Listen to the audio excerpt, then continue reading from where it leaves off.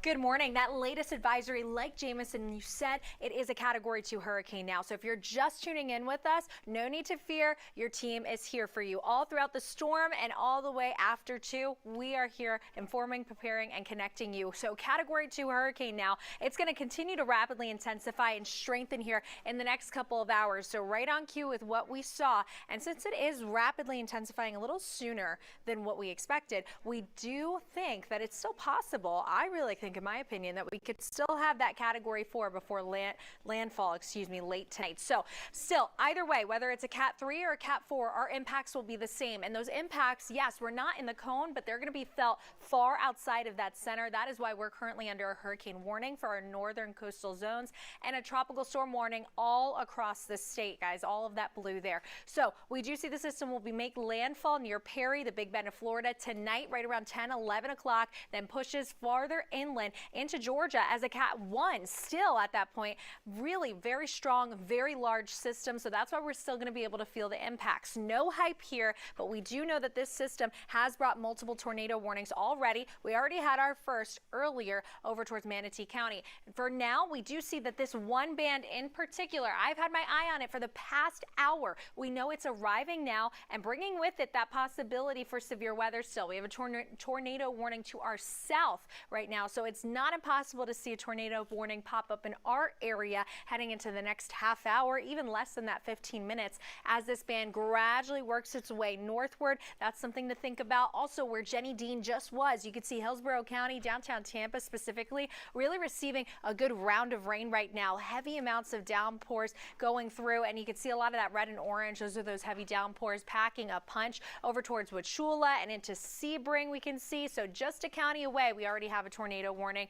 And overall, guys, velocities right now behaving for the most part, except for this one area that you see over towards portions of Highlands County. I'm keeping my eye on it. The number one threat with this system is going to be storm surge. And we're going to have tons of impacts, including rain, wind, everything else. Wind acts as that force to push up that water. So we got to talk about those impacts, including our risk for severe weather, all with meteorologist Mike Prangley. Mike. Hey, thank you so much, Amanda. Great job. And it's all about teamwork here. We've got our team of meteorologists, including Michaela Lucero here with us. So we'll talk about, first of all, the impacts, and really that wind is starting to kick up.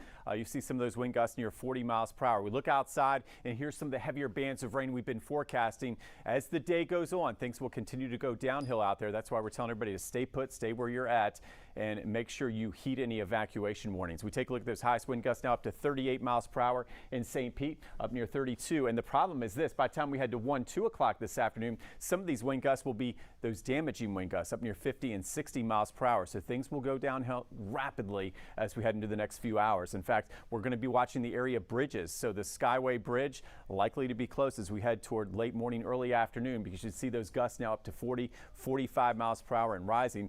Notice by 3, 50 mile per hour winds with some higher gusts across the area. We take a look at the Helene local impacts. There's our hurricane warnings now from areas of Pasco County to the north along the coast. And unfortunately, some of these areas could see double-digit storm surge. That's record storm surge out there. So again, this water, very powerful. We saw what happened with Idalia last year.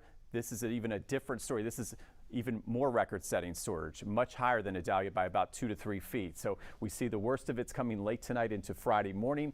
Rainfall of about 4 to 7 inches. Hillsborough and Pinellas County, if you're in Zone A, you need to get out. Okay, we got that surge that'll be 5 to 8 feet, and that would be a record setter by at least 2 feet. So think about that. We haven't seen anything like this. Winds of 50 to 70 miles per hour with some higher gusts, and there's isolated tornadoes we're going to have to watch very carefully. We'll probably have a few warnings coming up here shortly. Helene, local impacts include Manatee and Sarasota counties. Evacuations along Zone A. You've got to leave. We've got the surge up to 5 feet in these areas as well. And then to the west, a very large storm.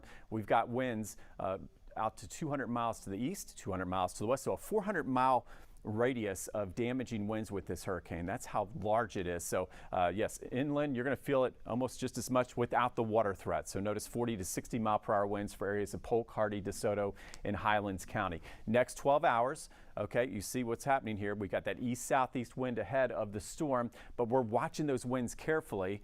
okay, because once the winds go from southeast to the south-southwest, we're going to start to see that water come up, especially this evening. Okay, something to stay tuned for. 7-day forecast. We're in the thick of our weather impact alert. The rest of today, there's the surge into Friday morning where you see the red shading here. And then as we head through Friday afternoon, slowly improving. So we have to really be extra careful here. And hey, Mike, I want to ask you a question before you go, because we're just getting word when you're talking about Helene's wind field here. They're saying now that this is forecast to expand through today, eventually reaching 450 miles from one side to the next. So from out in the Gulf all the way across the state. And that's going to put Helene among the largest storms ever recorded in the Gulf since the start of modern satellite tracking. Right, and just think, we just went through Debbie, right, earlier this year in our hurricane season, but this would be, think of it as more than 2 times the size of Debbie, much larger than Idalia, and that's a big problem with this system. And keep in mind, it's still intensifying as it moves to the north-northeast through the afternoon as a major hurricane. So that's the problem here. Even though it's staying to the west, it's a big problem because it's a big storm. It's very large with big intensity and a big storm surge with it as a result. Yeah.